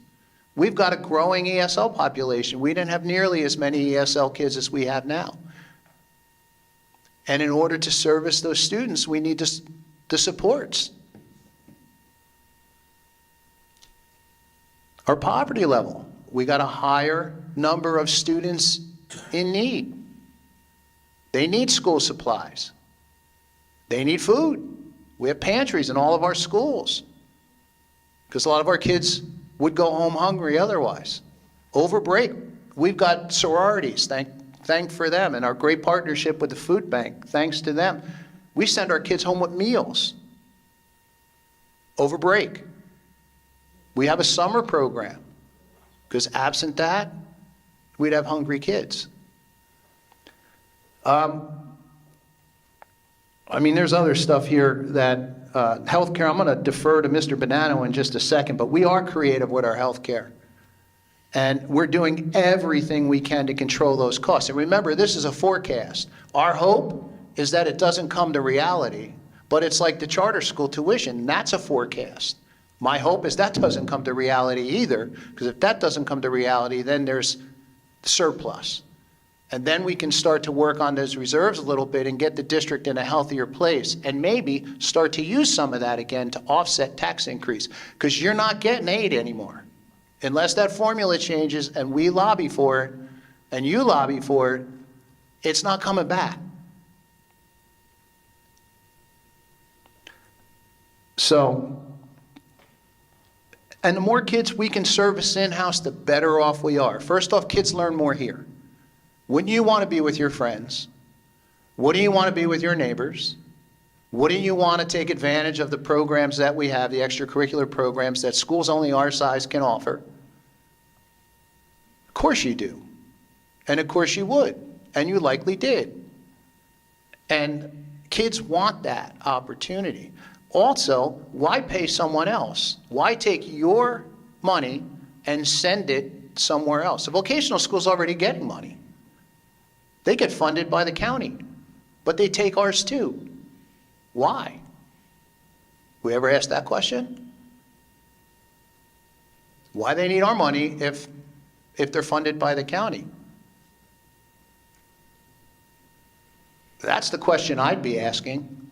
Why do you need to charge my resident district a tuition if my county taxes are already supporting that program?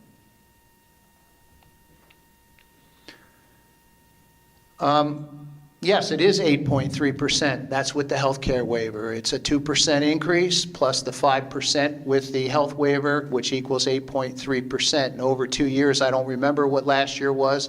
I think there's another important part to remember is the unfortunate part is that we are on a split year, which means that some of last year's increase is on this year as well. So you got some of this year's and some of last year's. And then some will carry forward into the next year as well. That's what happens when you're on a split year. Now, when do you benefit when you're on a split year?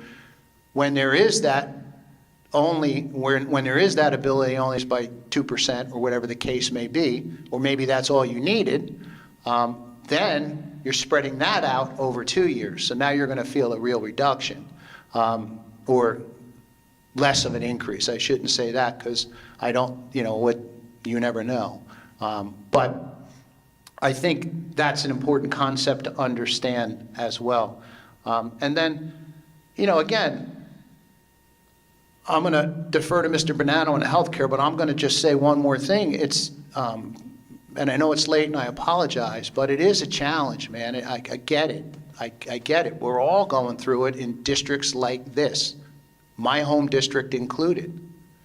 And it's really a function of the new formula for districts like this. Now, there's some winners, don't get me wrong, and good for them. But it's put additional pressure on places like ours.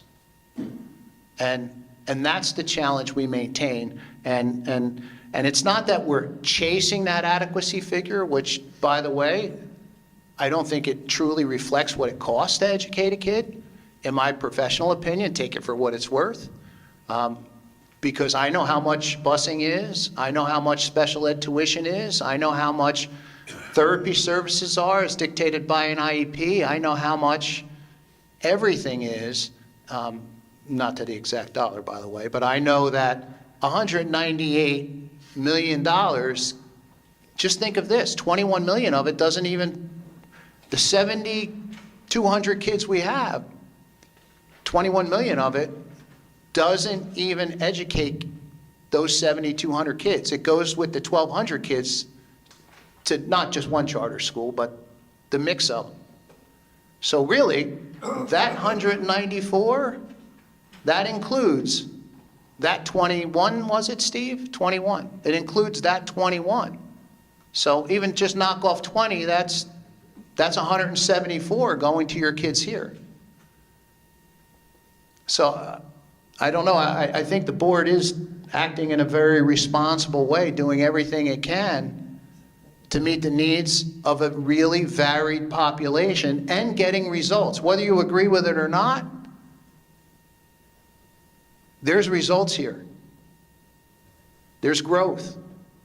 There's closing that gap between what might be considered a really good high school, right, where they're declining and we're increasing on proficiency. So I'm proud of that, and I'm proud of these people that make that happen. And you should be too. You absolutely should be. And you should be at the state fighting for every dollar you can get because these kids deserve it. Mr. Bonanno. Very hard to follow that. Thank you, Dr. Ravalli. Talking about health benefits, I've been negotiating contracts in this district for almost 30 years. The main focus has always been health benefits. We were a district who, and I hate to dump on the state again, but our district premiums were the lowest in the state. We had an HMO as our base plan. No other district in the state had an HMO as a base plan. And the state turned around 5-7 years ago and said, nope, here's this wonderful new law. Here's the plan you will put in place. You must offer this plan. And we did it. And we got taken to task for it. And we had to offer it eventually. We're self-insured, which means insurance companies are making much less of a profit on our back. We have our own health center, which you heard Dr. Ravalli talk about. Our health center does wonderful things for our staff, myself included as a member of the staff. But one of the things it also does is keep costs down. The return on investment is at last calculation about 1 to 1.5, 1 to 1.7. So for every dollar we're spending, we're saving $1.70. But Healthcare is rising at a ridiculous rate. It's more than 10%. I don't know where that money's going because the doctors are complaining they're not making money, hospitals aren't making money, so I don't know, maybe Lori can talk to us about how the insurance company makes the money. But we have to offer benefits, and we have to offer competitive benefits.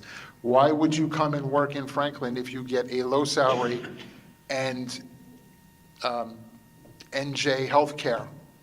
You're not. And then your students aren't going to be serviced the way they deserve to be serviced. And then we're going to have some other gentleman coming up and telling us what a lousy job we're doing. And yet, our growth is up.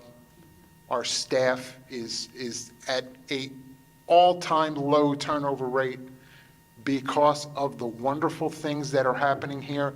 We have more staff who live in town than any district I know. And we have staff who live in town, who started as teachers, who are now administrators, many of whom leave and come back because the grass is not greener on the other side. And now I feel like I'm Mr. Grippo. So I'm going to stop there. Thank you, Mr. Banana.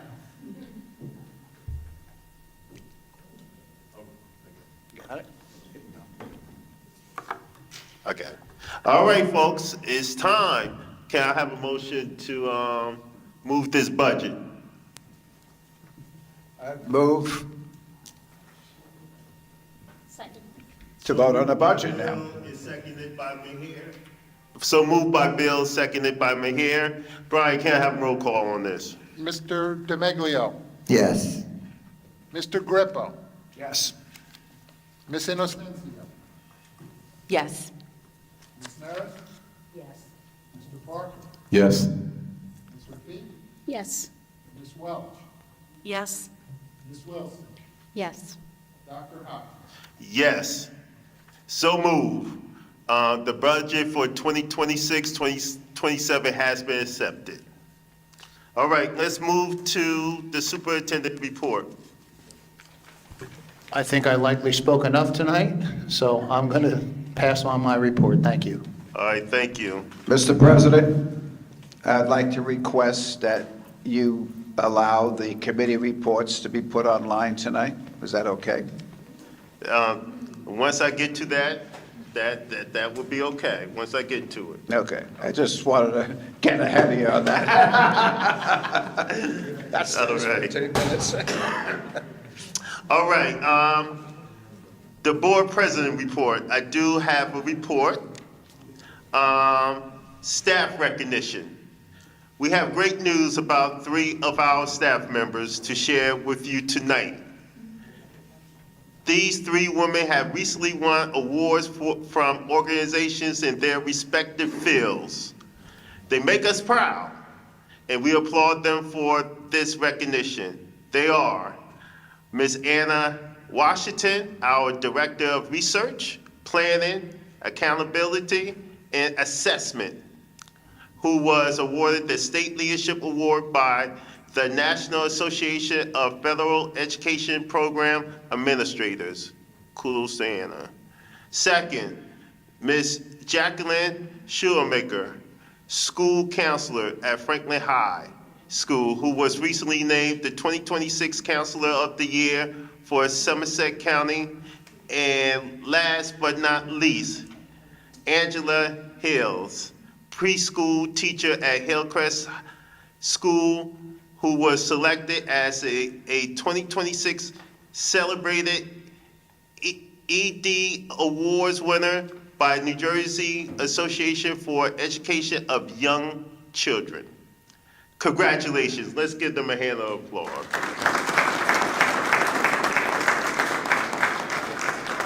All right. I'm not finished with awards, though. The Fine Visual and Performing Arts Awards. Our Fine Visual and Performing Arts Department has had a very successful spring season, including the following. 1, several of our students had artwork featured in the Autism in Action State Art Show hosted by New Jersey Department of Education. For the first time in district history, a middle school production has received a Foxy Award. Nominations from Montclair State University. And to see this, it was a wow factor for our middle school. Shrek, the musical. Junior was performed earlier this year and was nominated for 4 awards. Next, the Franklin High School spring production of In the Heights has been nominated for 9 out of 17 possible categories for the Central Jersey Marquee Awards. This is an extraordinary accomplishment and the first time the school has been recognized across so many categories.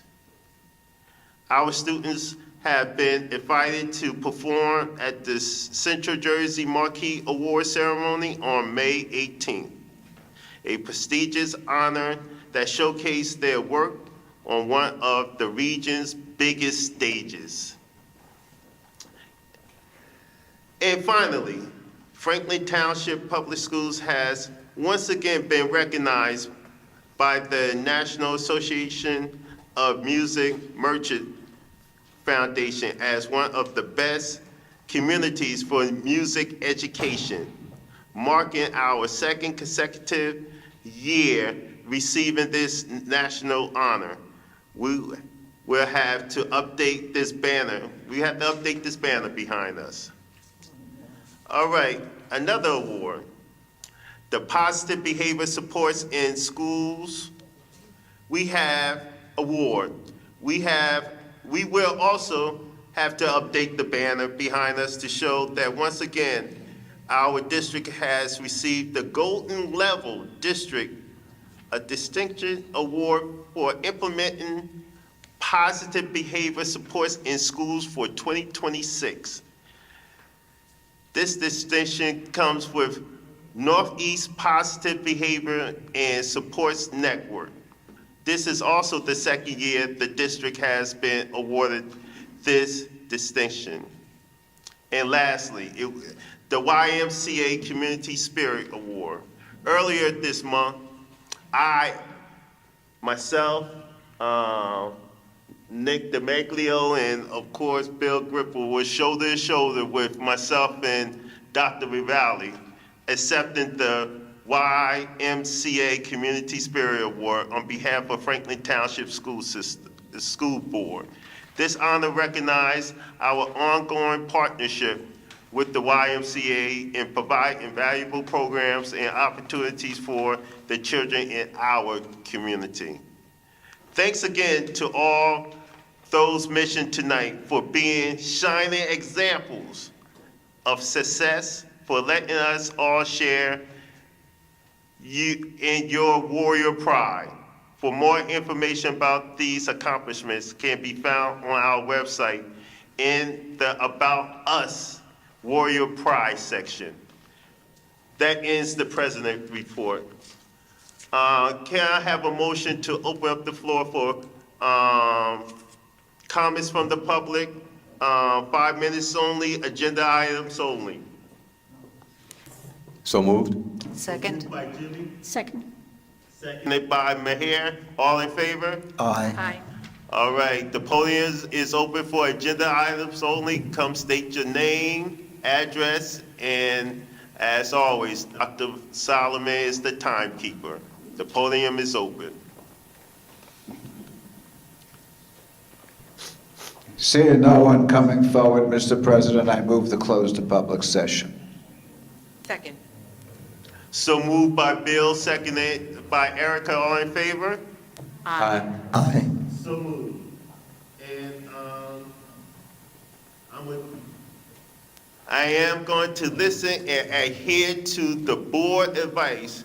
We're going to table the committee and liaison report for, they are always listed on our website for your viewing. And so we will table those report, but can I have a motion to accept those reports? So moved. Second. So moved by Jimmy. So moved by Jimmy and seconded by Nick. All in favor? Aye. Aye, so moved. Madam VP, new business. I make a motion to move into the record R1, monthly reports, M1, minutes of board meetings, A1, travel and related expense reimbursement, page here. A2, affirm harassment, intimidation, and bullying decisions. A3, Teacher Appreciation Week. A4, Special Education Week. A5, Autism Awareness Resolution. A6, Seek Awareness and Appreciation Month. A7, AAPI Heritage Month. A8, Employee Work Schedule Summer 2006. A9, Emergency Bus Exit Drill Report. A10, Special Education Board Policy Statement of Assurance. A11, Revised Policy, Second Reading. A12, New Policy, First Reading. A13, Donations. A14, HIB Grades. A15, Athletic Coaches Handbook.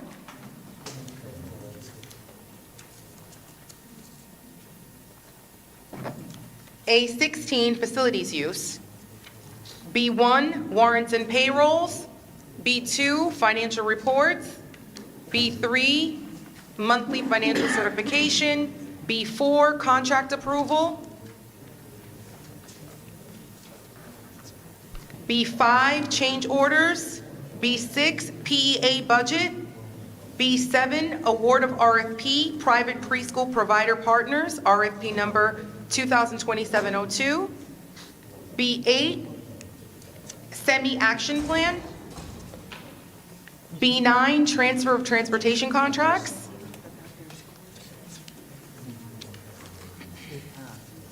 B10, Advertisement for Request of Proposals, RFP, from Energy Services Companies, ESCO, for an Energy Savings Improvement Plan, ESIP. B11, Award of RFP, Attorney Special Education, RFP 2027-05. B12, to authorize the use of competitive contracting. B13, Award of RFP, Behavioral Services, RFP number 2027-03. B14, Award of RFP, Therapeutic Mental Health Services, RFP 2027-04. C1, Out-of-District Students, 2025-2026 school year. C2, Field Trip Destinations. C3, Field Trip Applications. C4, NJEA Sustainable Jersey Grants. C5, PSC&G Sustainable Jersey Grant. C6, AIAA Foundation Classroom Grant. C7, application for funding for Optimal Comprehensive Universal Screener Focus Continuation Grant. P1, FTEA Association President, full-time leave. P2, revised job descriptions. P3, personnel report number 10. And that concludes it. All right, so we have a motion on the floor to move all M1, A1 through A16, B1 through B14, C1 through C7, P1 through P3. Can I have a second? Second. So moved by Erica and seconded by Maher. All in favor? Yeah, I'm gonna do a roll call. Roll call. All right, go ahead with the roll call. Mr. Demaglio. Okay, yes, except for approval of special meeting minutes from April 20th, April 23rd, and April 24th, 2026, and abstain from P3, administrator's reappointment. And yes to everything else? Correct. Mr. Grippo? Yes. Ms. Inocencio? Yes. Ms. Maris? Yes. Mr. Parker? Yes. Ms. Rafiq? Yes. Ms. Welch? Yes. Ms. Wilson? Yes. Dr. Hopkins? Yes. Motion carries. All right, so move. All right, we're getting close, we're getting close.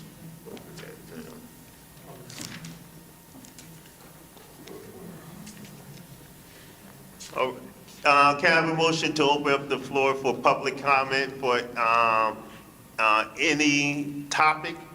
Motion. So moved by Nick, Second. seconded by Clara. All in favor? Aye. So moved. Everybody knows the rules, so the podium is open.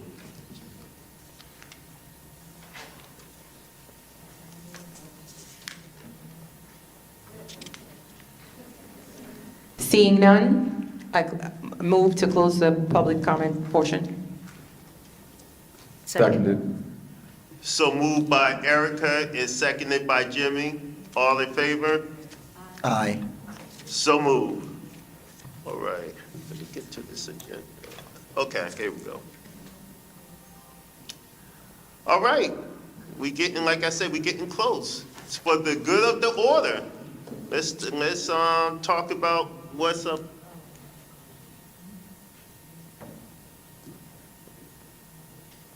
Okay, all right, all right. Let's talk about good of the order before we close it out, though. Let's start with Jennifer. Anything good from this previous month or upcoming? Of course, but I will try to summarize. Pine Grove Manor had their STEAM night, so families and students came out to enjoy all kinds of STEAM activities, and the students displayed their art projects. Also at Pine Grove Manor, 3 new programs began in April, all weekend and evening programs because they cannot contain the learning during the school day. They began the Academy Robot Rangers after-school program, coding and robotics. They began a basketball after-school program and also a Saturday Academy where students are developing their ELA and math skills through play. Thanks. Thank you. Jimmy? Yeah, with Mother's Day approaching, I just wanted to extend my recognition and appreciation for all the things that our caregivers do. We would not be here without our mothers, and I want to make sure that we, as a board, give a nod, a handshake, a hug, a kiss to all of our mothers, grandmothers, caregivers out there. Happy Mother's Day. Thank you. And Lori? I wanted to mention that there's a Diversity Night Festival happening at Franklin Middle School at Hamilton Street campus this Monday, May 1st at 6 o'clock. Also wanted to give a little shout out if anyone has prom wear to donate for any of our high school students. They are accepting donations through the end of this week. So thank you very much in advance for that. And a shout out to our high school track team, several members of which attended the Penn Relays this past week. And a big congratulations to our girls 4x400 relay who actually won their event. So thank you very much. Thank you. Do I need to save you for last, or you ready? Are you on me now? You ready? No comment. I spoke before.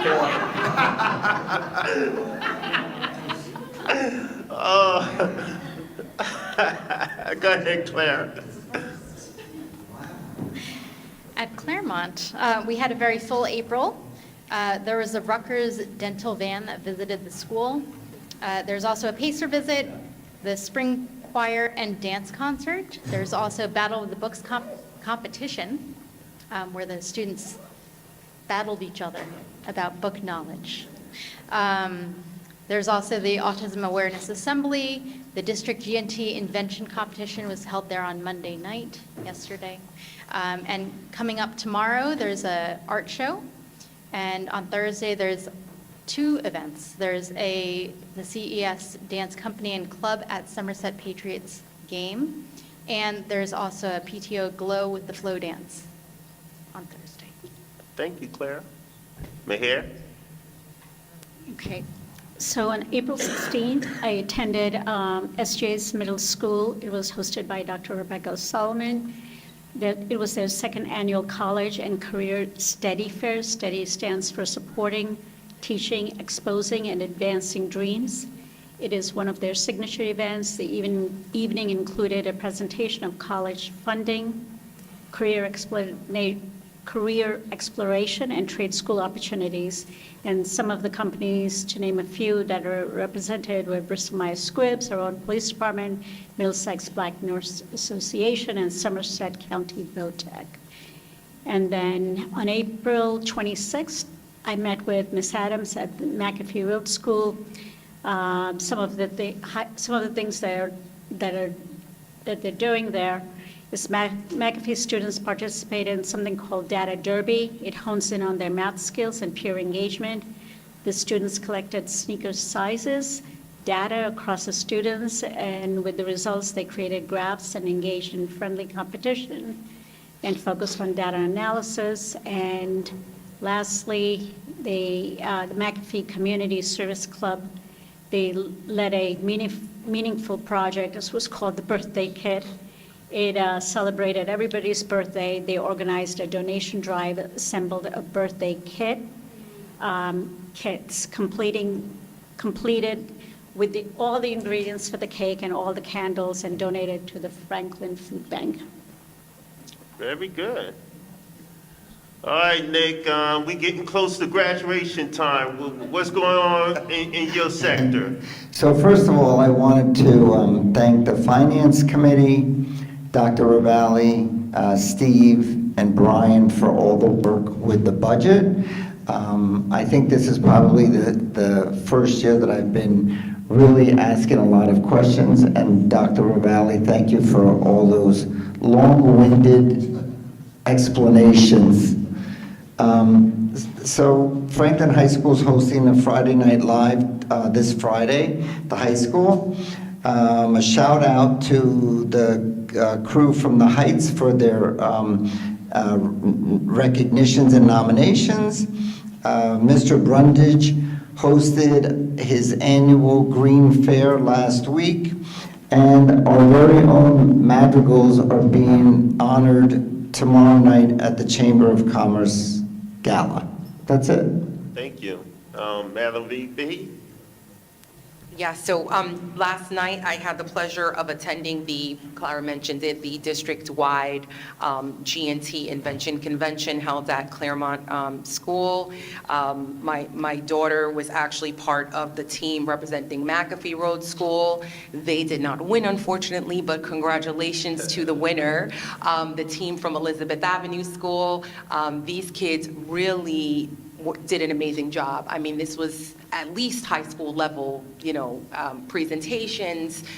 They had slideshows. They had models of their invention. I mean, it was great. So congrats to them, and congrats to the GNT supervisors and all of the teachers that support these students in creating these projects. They work on it for the better part of the year. So just wanted to say congrats to them. All right. Part of my closing out, I want to recognize and have this gentleman share the podium, our new VP at Franklin Middle School, Hamilton Street campus, Mr. James Overton. Please come to the podium and introduce yourself and tell us what you got coming down to the district for our kids. Well, thank you. First of all, good evening. And I am extremely excited to be the vice principal at Hamilton Street campus. And as someone with an extensive wellness background, it was great to hear all the things about the student wellness and the staff wellness. And my thought has always been, if we don't take care of the big ones, they're not going to take care of the little ones. So taking care of our staff is amazing. The things that are put in place for the students, I'm looking forward to jumping in with that also. Just through the entire process, from the application process through the interviews and everything else, the one word that kept coming back was family. It was always apply to be a part of the Franklin family. We're inviting you for an interview to join the Franklin family. I've been teaching and involved in education since 1999, and I've been involved in nations and teams and groups, but this is the first time I've been invited into a family. So I want to thank you for that, and I look forward to being immersed into the community and the school and just getting down to work. I'm ready. So thank you all very much. We All appreciate it. right.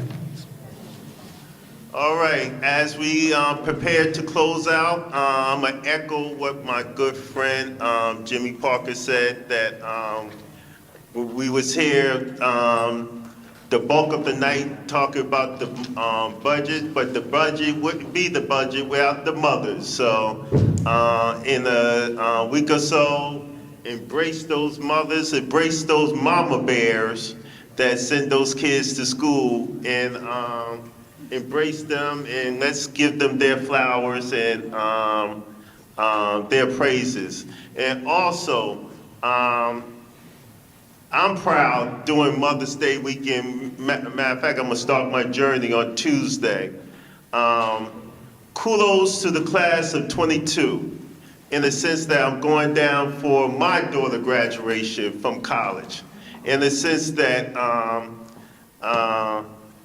every year I challenge each class to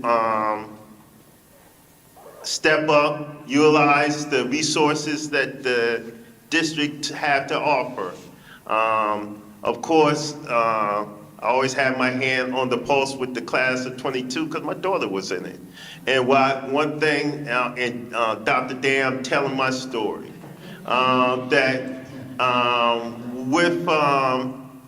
I could share with you that within that particular class, with the resources and the education that those students and every year students came out of it, when they went away to the Ivies, the Big Tens, the ACCs, the big, small schools, HBCUs, wherever they went to from an academia point of view, most of those kids knocked it out the skies, graduating with honors. So to hear that if you utilize the programs, it can be done in a high level. And I always say that with those who are from a charter or whatever, like Dr. Rivali said, I'm not picking any fights because everybody have their own purpose and have their own wings. But if you take the top tier of our students, I'll match them up to anybody.